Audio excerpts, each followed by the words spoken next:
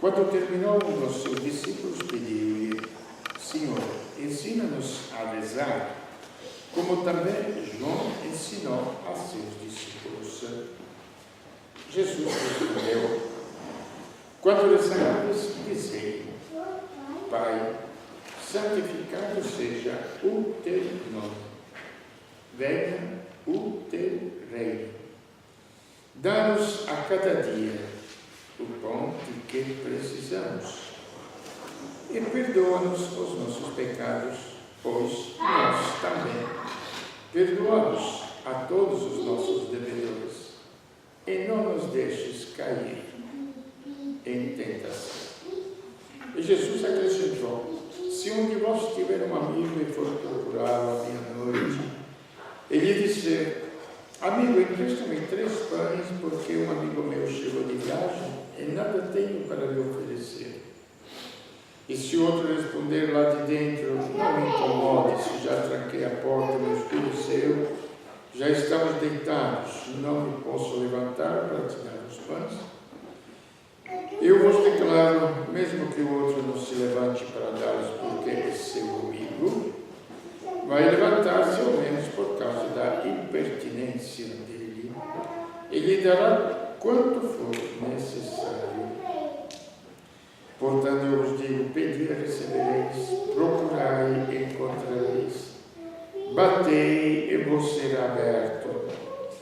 Pois quem pede recebe, quem procura encontra, e para quem bate se abrirá. Será que alguém de vós que é pai, se o filho lhe pedir um peixe, lhe dará uma cobra? Ou ainda se pedir um ovo, lhe dará um escorpião? Ora, se vós que sois maus, sabeis dar coisas boas aos vossos filhos, quanto mais o Pai do céu dará o Espírito Santo aos que o pedirem. Palavra da salvação. Glória a vós, Senhor.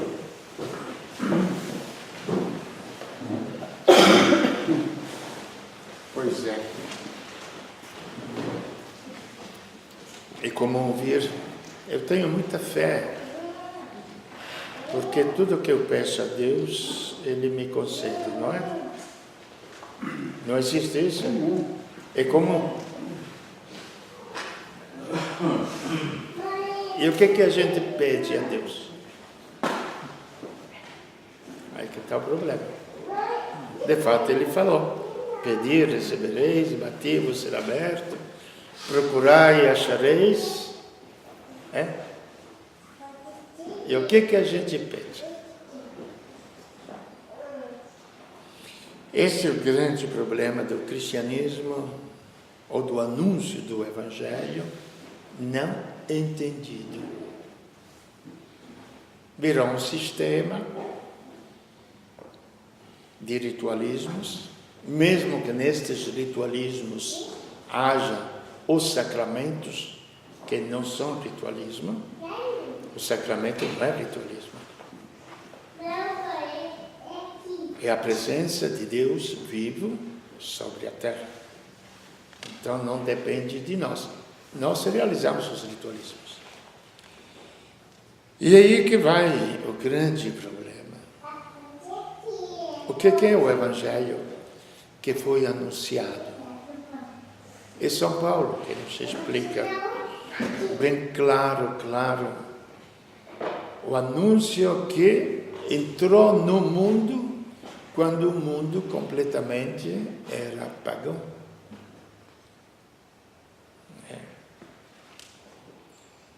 E na maioria das vezes, a gente fica ainda no Antigo Testamento, quando, por assim dizer, somos seres religiosos. Que estava meditando ontem, vi um pastor lá numa cidadezinha, não sei se vocês assistiram, que homossexuais devem ser mortos e tem que pagar com a morte o próprio pecado. Não sei se alguém assistiu.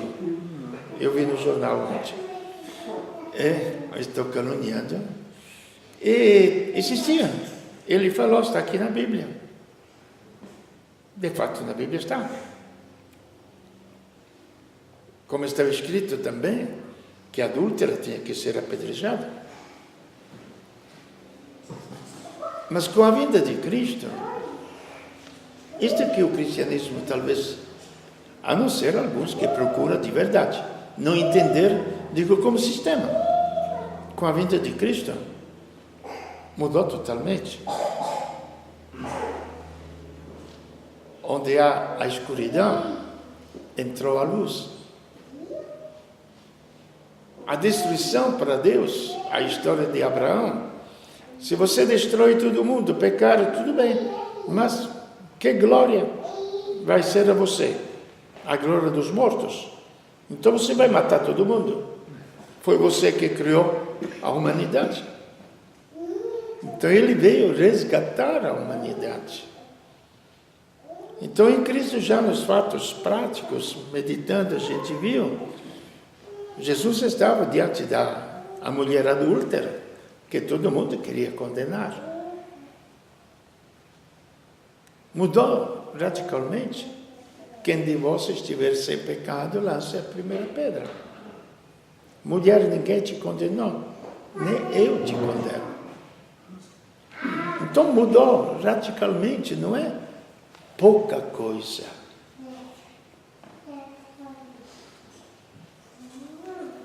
Em Cristo, onde há o pecado, existe redenção. Por quê? Nós devemos entender bem o que é o pecado. Não são as falhas que nós carregamos na nossa natureza humana. O pecado é algo muito mais profundo. Já outras vezes comentamos, se não houvesse o pecado, não haveria a morte física. Prestemos bem atenção. Se não houvesse o pecado, não haveria a morte física. Porque pelo pecado a morte entrou no mundo. Não vamos entrar na morte psicológica, etc, etc, que aí já uma coisa visível que a gente pode ver. Agora, aí é problema de crer ou não crer. Com Cristo veio a vida. E encontrei um livro, estava lendo agora nesses dias.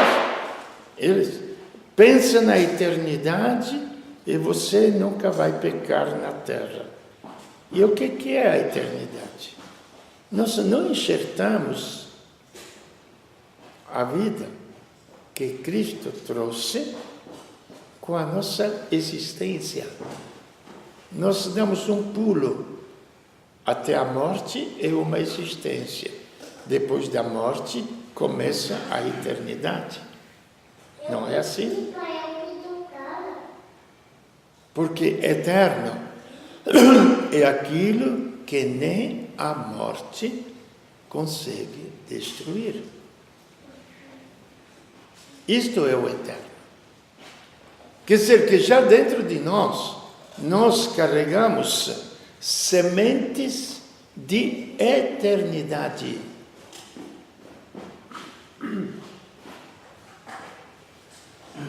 São sementes de vida eterna.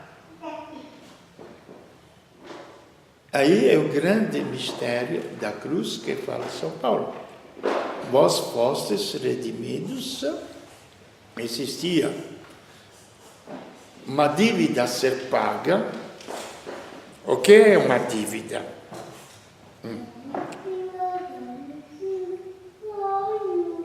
Se você se embriagar, o que é a dívida da embriaguez? Está fora de si, não é? Quer dizer, existia uma consequência do pecado a ser pago.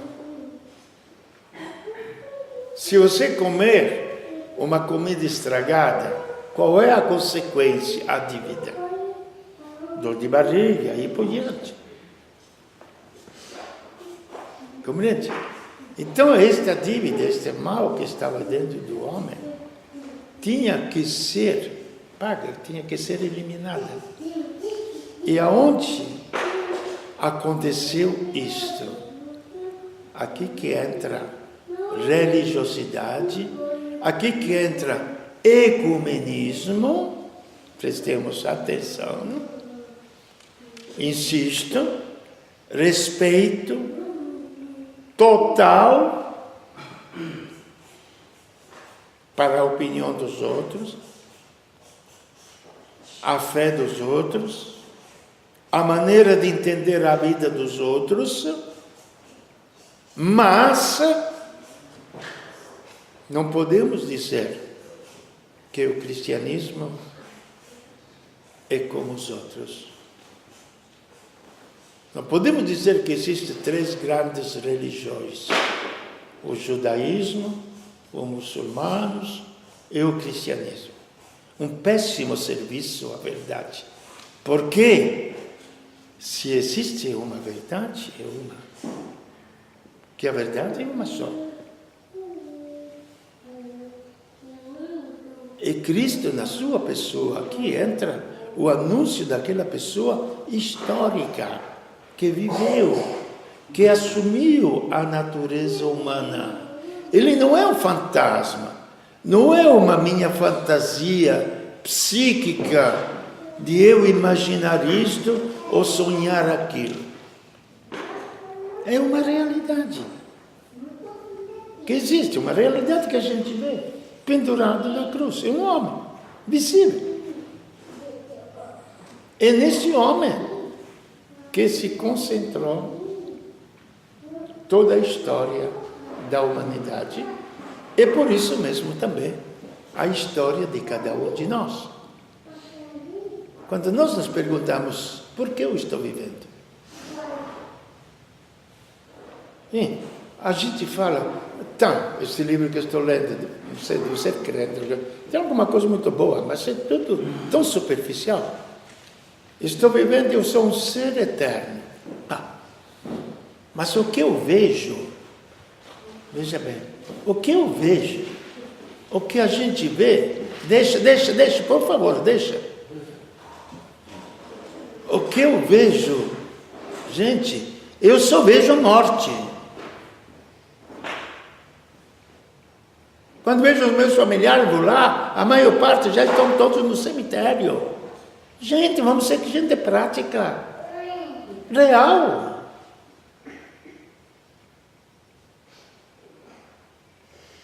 Como é que eu vou pensar?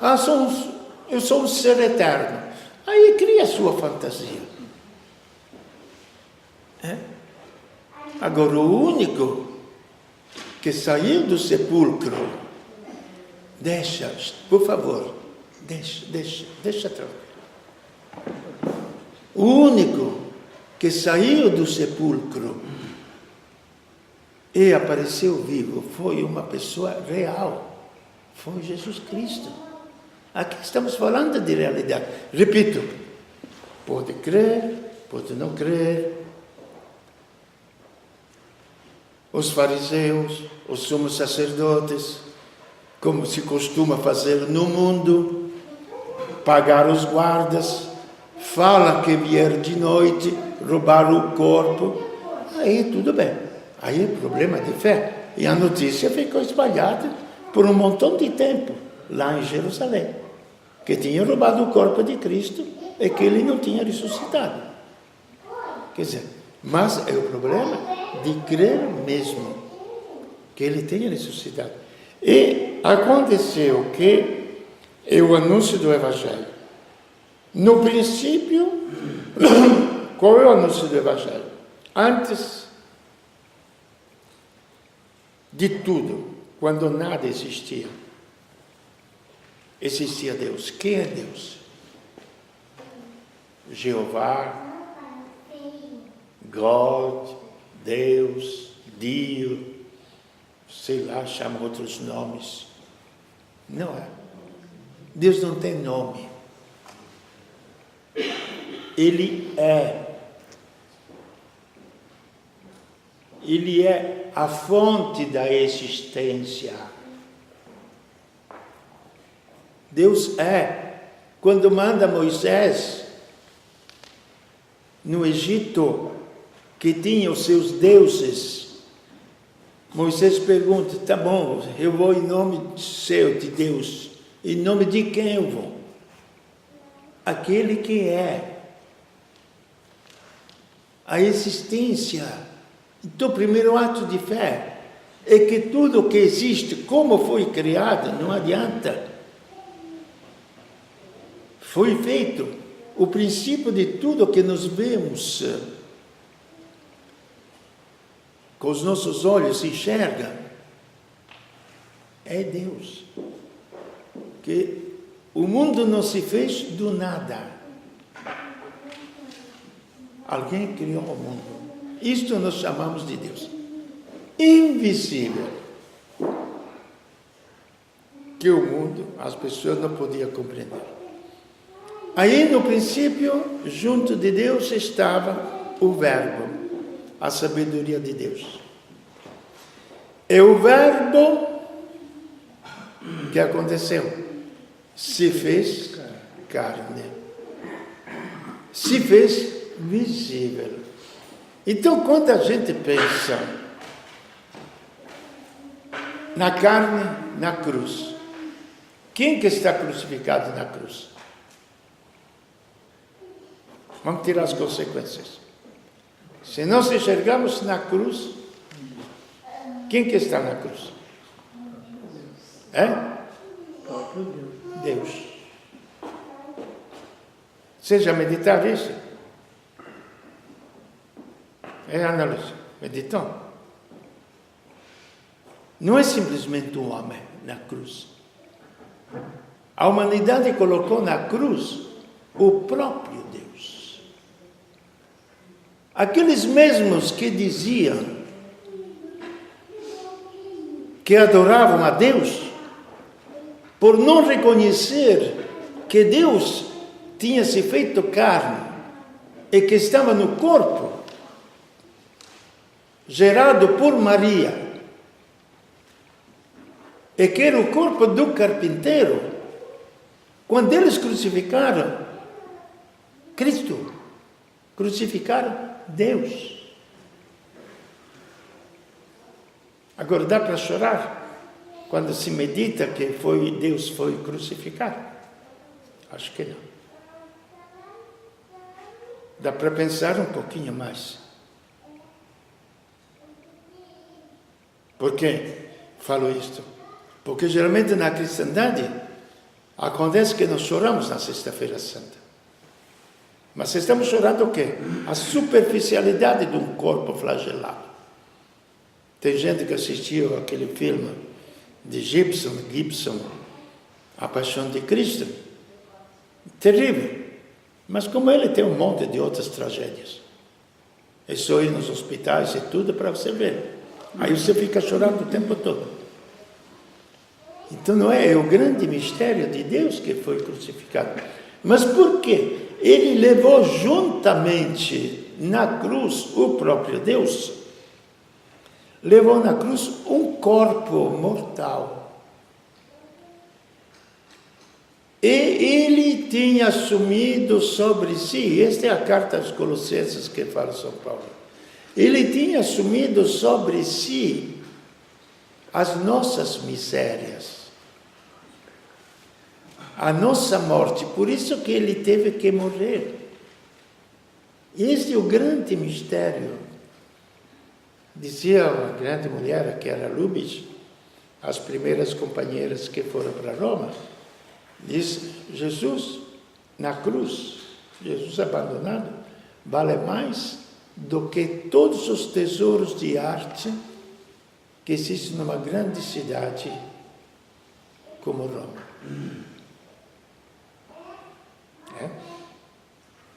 No entanto, nós podemos ver, quando eu fui estudar em Roma, o nosso diretor espiritual do seminário em Assis falou, vocês vão estudar em Roma. Tem duas chances, ou fica santo ou fica ateu. Pensando que Roma é a cidade sagrada, e vocês vão ver um monte de besteira como em todos os outros lugares. É que a gente pensa. E a gente que vai a Roma vai ver o Papa, ou faz puta de uma fila para visitar os museus vaticanos. Não é? Paga, fica na fila, eu já vi uma fila enorme, 4, 5 horas para poder entrar dentro do Museu Vaticano. E você entra na Basílica de São Pedro, tem uma capelinha do Santíssimo, onde existe a Eucaristia, você encontra 3 ou 4 gatos pingados rezando por lá. É cristianismo isso? Bom. Vamos dar os nomes aos bois, vai.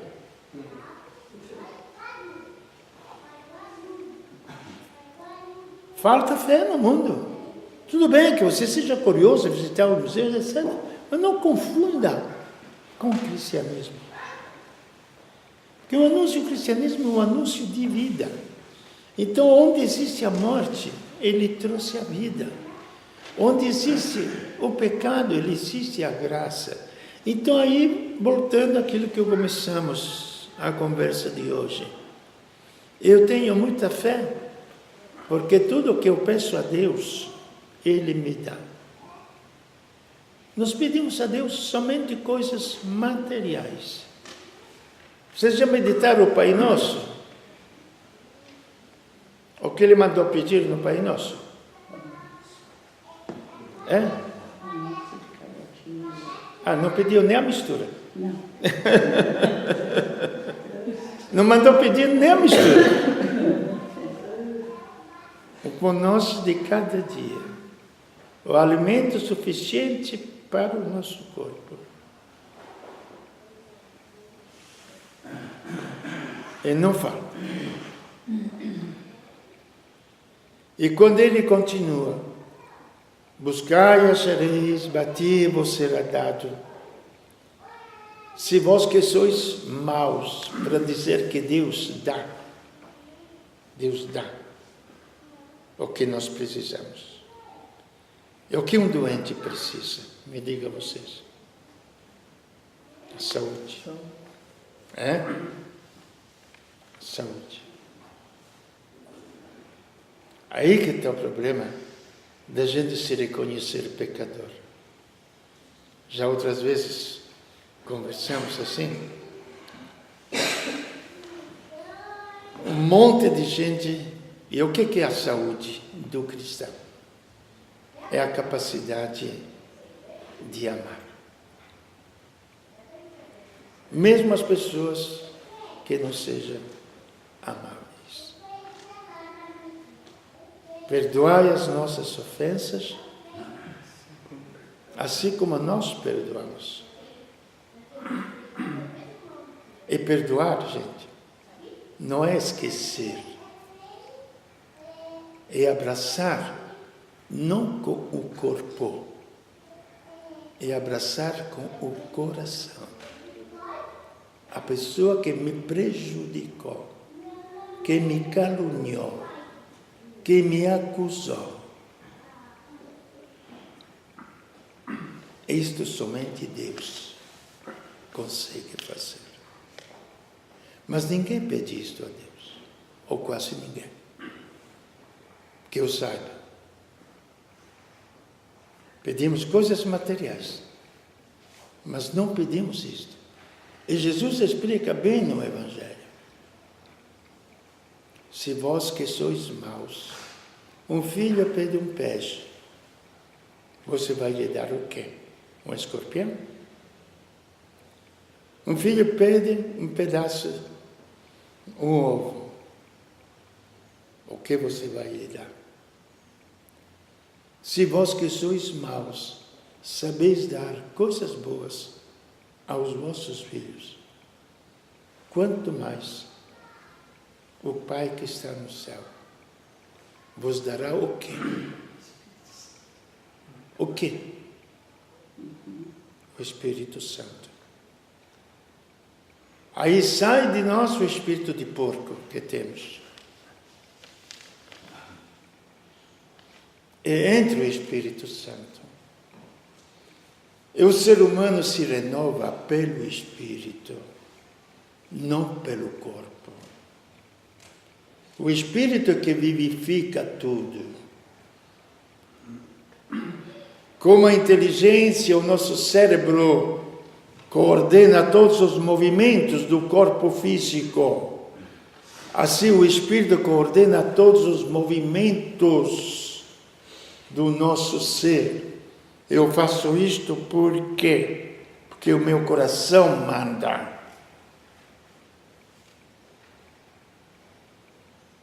Então o cristianismo sai fora da moral, sai fora da ética, ou se assim podemos chamar de ética. Mas é impulsionado por outro espírito.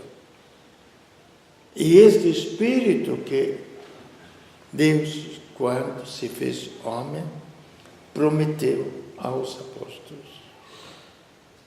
O Espírito de Deus que possa habitar dentro de nós. Então, será que Deus nos pede alguma coisa? Não pede nada. Ele não pede absolutamente nada. Ele nos oferece tudo. Se para você interessa este tudo. Se para você interessam os bens materiais, tudo bem. Mas não confunda. Você pode ter os bens materiais, mesmo, sabe como? Roubando.